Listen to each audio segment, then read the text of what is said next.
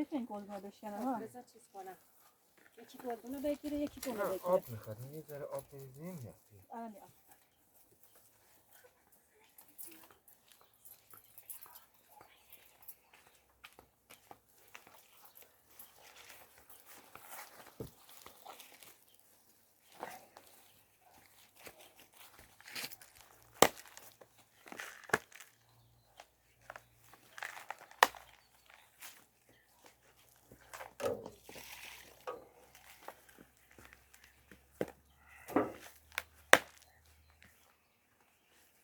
من دستم میگیره. واسه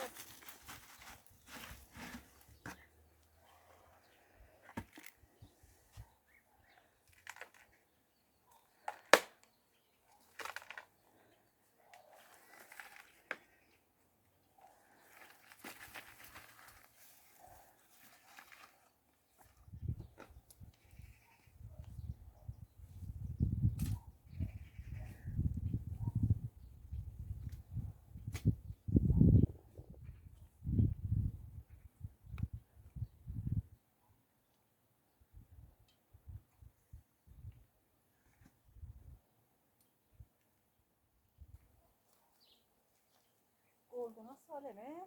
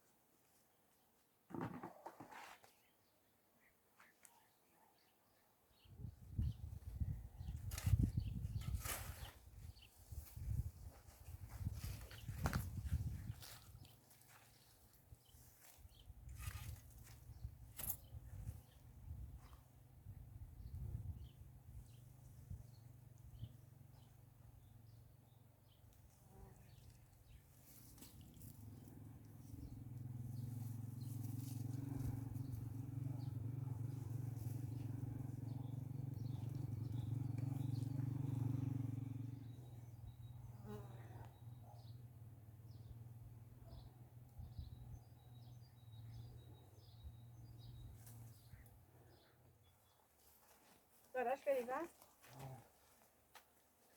بسم الله الرحمن الرحیم. حسابی پر کنم برای هر کدوم یه دونه.